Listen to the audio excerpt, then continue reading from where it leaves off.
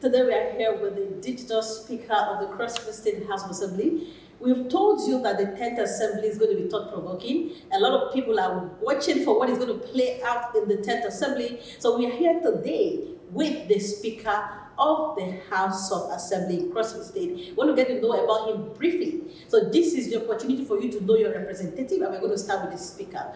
So welcome to the program. Thank you very much. All right, so I want to hear from you. How has it been for you? We know that the saga for who becomes the speaker was controversial, and we also know that even the electoral process itself was something else altogether. So can you recount your experience? How was it for you? Very well. Victory is God gives power. Sure. That's one thing I strongly believe. A lot of people... You know, I had plenty of gang up against me in my constituency because it was predominantly a PDP constituency. Mm-hmm. But to the biggest imagination of the people, I came out victorious. My result was the first to be announced. Mm-hmm. And I think that re-energized me for the jostling for the speakership. And God showed himself very strong. All right, so we heard a lot of your campaigns was very, very interesting, and a lot of people could identify with your campaign, saying that okay, someone for the first time without any godfather is going to be speaker. The son of a nobody can become somebody, and all of that. A lot of youth are identifying themselves with you. So let's talk to the people of Cross River State who have not maybe had the opportunity to meet you physically. Who is Elvert? Elvert, Ayambem. It's my name. I'm from a very low-profile family, like I've always said it. I wasn't faking it to curry favor, no, never. Okay. I was being real, and for those that knows me, they can tell a whole lot of story about me, the family background I come from. I come from a family background of two very less privileged people, okay. Both parents illiterate. Mm-hmm. Mother a petty trader, father one time in the military, but yet didn't amount to anything serious. Not a big name in the military. And since then, we've been peasant farmers, living from hand to mouth. Dominantly in the major suburbs of Calabar South. Mm-hmm. I've been a cyclist in this town. Beatrice, will you believe? You won't believe. I've been a cyclist in this town. Okay. I can recall one of those very silly moments that I was beaten to pop at the Mbukpa police station for no just reason. Okay. Until tomorrow, if you ask me what happened that the policemen were beating you, I just can't recount. I can't actually place on anything that had caused that. But then I just see that to be part of the hustle. Okay. And so the street too taught me so much. The street taught me resilience. Okay. The street taught me to be tough, to brace up regardless of the situation you find yourself. So the word fear didn't really have a place in my dictionary. I could confront anything so long as it's just and fair. I think for now, let me leave it at that. All right, so this is effective representation. We are here with the Speaker of the Cross River State House of Assembly, and of course we are preparing to get to know other leaders as well. I know that some of them are first-timers and all of that. Very, very few returning members of the House. And we are starting the process with the Speaker. Now, sir, we are very, very, interested in your progress, because I know that I see a lot of young people around you. What kind of impact does that have on you? And then, of course, for the Speaker in the 10th Assembly, what should the people of Cross River State look out for? Okay. When you saddle with the responsibility of carrying people along, the first thing that can make you go along very smoothly is humility. You yourself as the leader need to be humble. For you need to keep your ears on ground. You shouldn't incline your ears to hearsay. Even if, whereas anybody come telling you anything about a member, you give a listening ear to both parties and you take a decision. Because I see myself as first among equal. It is by order of elect that I'm speaker. If not, we would have still been as members, because we all came from constituencies and all that, and we have the people to represent. Yeah. So on that, his premise on that, I had christened this 10th Assembly as the People's Assembly. Okay. The People's Assembly in the sense that members and myself, I see us as equal pay. The Cross Riverians, the citizens of Cross Riverian, and every member of the House of Assembly, I see us as equal pay. So there's no such magnitude of superiority and all of that, because first we are sent here to serve the people, to represent the people. And that is what we are faced with here. That is what we have braced up to do. Under my leadership, I intend to ensure that we come up with laws that will have direct benefits on the citizens of Cross River State. Okay. You know, for an assembly to come up with laws that will make the people, plunge the people into suffering, then that assembly is an insensitive one. You must make laws. If there were laws that were draconian, call for such laws, there should be amendment done on such laws to ensure either you repeal them or you come by way of repealing the laws or you make some amendment to ensure that the people are carried along. For example, there is a bill that's coming up now. We are doing very thorough job on that bill to ensure that by the time that bill comes up, the people of Cross River State will have a reason to applaud this 10th assembly. And you know, when we're about coming into this house, a couple of people, for hasty reasons best known to them, had thought this assembly was never going to do well because some people came up with this entitlement mentality as being too knowledgeable and all-knowing. But the governor himself was surprised the day he had an interface with members of the 10th assembly. The governor himself was very surprised, and he couldn't hold back. He told us that I am surprised at the disposition of every of you, because most of them are very proficient in what they have been doing before coming into the assembly. So they brought that expertise into display, and governor actually realized that, look, this assembly is going to do. And Beatrice, I tell you on very good note that this 10th assembly will shock the people of Cross River State. All right. Because most of the people that are in this 10th assembly have seen the good, the bad, the ugly on the streets. So if you can't give what you don't have, if you've never felt a pain, you can't tell how excruciating it can be on the next person. That's just the truth. All right, so if you're just joining us, we have here the speaker, and of course, we're talking about the 10th Assembly in Cross River State. So this 10th Assembly, a lot of people are really watching out to see what is going to play out. Now, I want to know, specifically as a person, what kind of speaker do you want to be? Now, when they look at the 10th Assembly and then they look at, okay, this is, Right Honorable Elvert, Ayambem, and all of that, what should cross the minds of people? What kind of speaker do you want to be? A relatable one at that.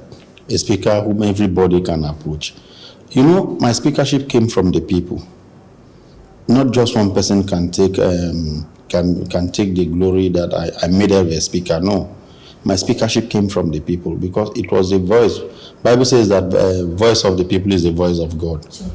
And if you realize the day I was elected speaker, the joy in the air, you realize that the governor did the right thing. If the thing had gone the other way around, I'm sure that the people would have been sacked to a large extent. Because they say when the righteous are in power, the people rejoice. And I saw Cross Riverians for the second time jubilated, just like the day our governor became governor.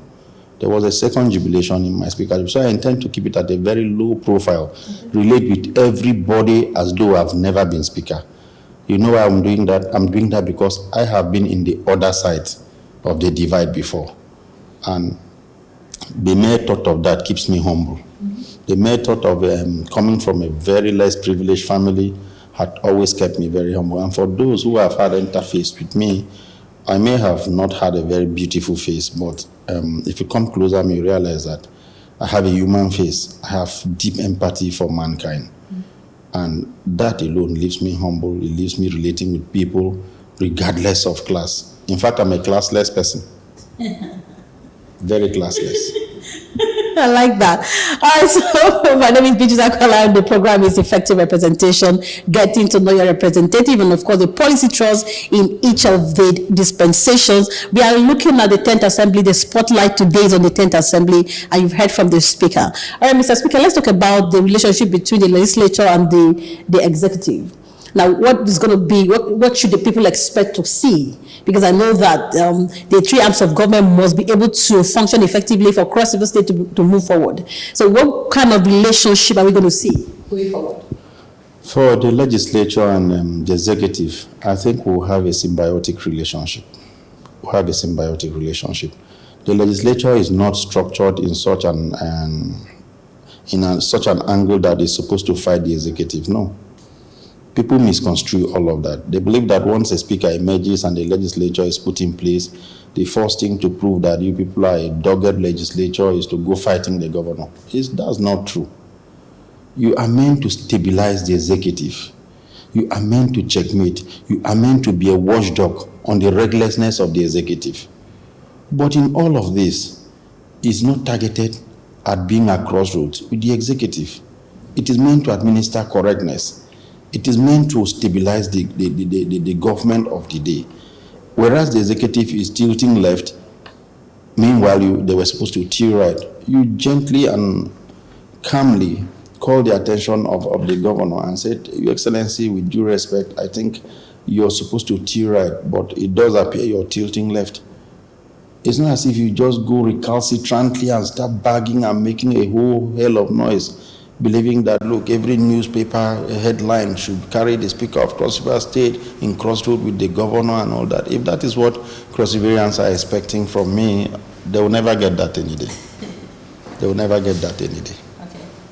I like that. I want you to do an assessment of the 10th Assembly, the crop of representatives, the other 24 members in the House. How do you assess them? Wonderful set of guys I have here, I must confess. It's the second time we are having an heterogeneous House. I think it first happened in 1999, and the second time it's happening, it's now. And of course, you know, bringing them together is like a string bedfellows. Sure. But under my leadership, you know, when people believe in you so much that for whenever they come to work, they come to tell you that, Mr. Speaker, we love you. It goes a long way. It levels your head. It makes you know that truly these people are with you. We are working as a pack.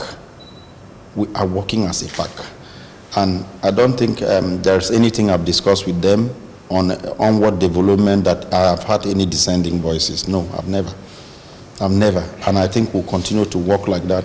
What has always tore us apart has been possibly committees and any benefit that is agreeable to members. You begin to create the divide by yourself as a leader. But I have decided to be very equitable in everything I do. I strongly believe in egalitarianism. I believe that everybody should be treated fairly and justly. So even from the allotment of offices and houses, I did it in such a manner that I didn't have any rancorous session. When we got to the committee state, allocating these committees and all of that, I did it justly. Everybody went home happy. You know, when you're enthusiastic about a thing and it's denied you, you have a reason to worry. You have a reason to begin to think, I'm not treated fairly. But for everybody in the committee that happened to be a chairman in one or two, or co-chairman in one or two committees, all of them went home very happy. And I think later in the day, they took me out and said, Speaker, you've done very well. We're moving as a pack, strongly. And our utmost priority has been that the executive, under the leadership of Senator Prince Otu, succeeds. Because there's a whole lot left undone. There's a whole lot done, and there's a whole lot left undone. We truly, as a people, need to consolidate on our gains. Most of these industries that were built, the ones that were completed, we need to do something to ensure that they start working. The ones that were not completed, what we have lacked in Cross River State at been issue has been continuity. All right? And the few times I've interacted with the governor, he is so poised to do better. He's so poised to ensure that there's a level of continuity in this state. The reason why you see Akwa Ibom and Lagos State pulling far ahead of us is because they have been continuity. Lagos is more like driving on an autopilot because they have a blueprint that spans up to 2050. Sure. And that's what we lack in Cross River State. So I look up to Prince Otu continuing some of these projects that are laudable and even creating his own blueprint that after his 8 years, he can bequeath it to his successor to continue. By that trajectory, I think Cross River State will be a better place. And I pray equally, earnestly, and sincerely from my heart that whatsoever that was taken away from us, either erroneously or by wicked intention, God, especially the oil, I pray that we find oil in this state once again, so we could be on the spotlight again. We've always been a model state, and we look up to having Cross River again as that model state that we used to be.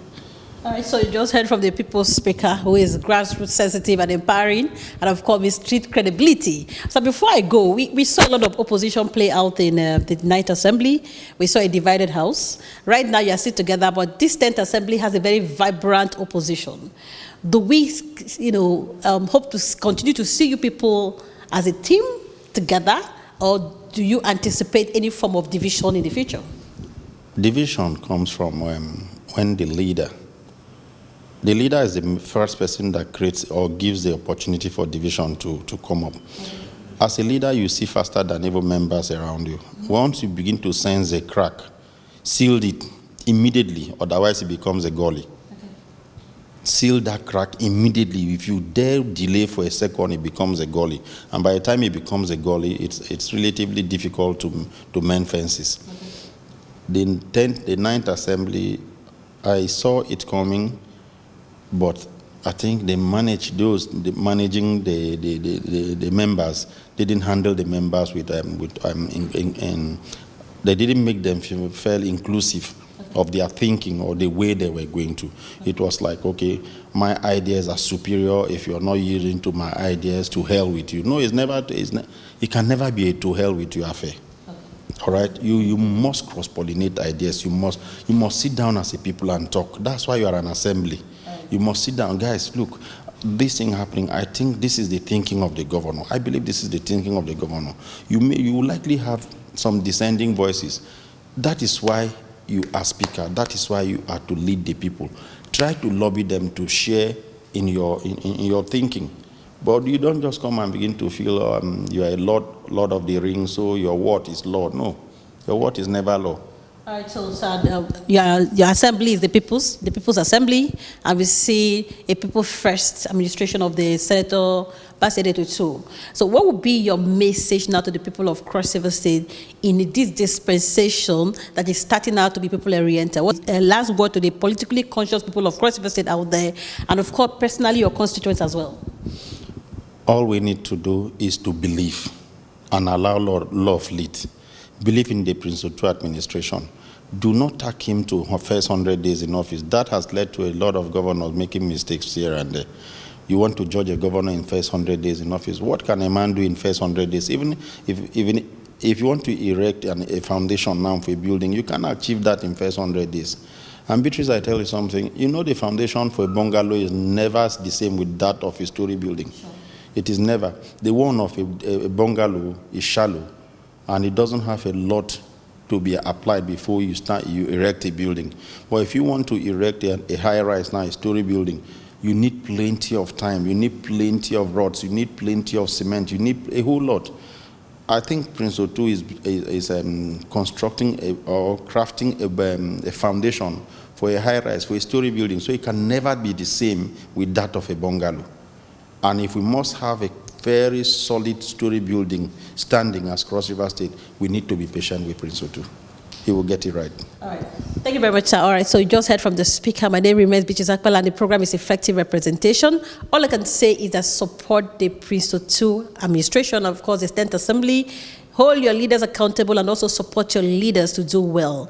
All right, so we'll let you in on other leaders. We'll get to know them one after the other as we go along on this edition of the program. And the series remain Effective Representation. Thank you very much, Mr. Speaker.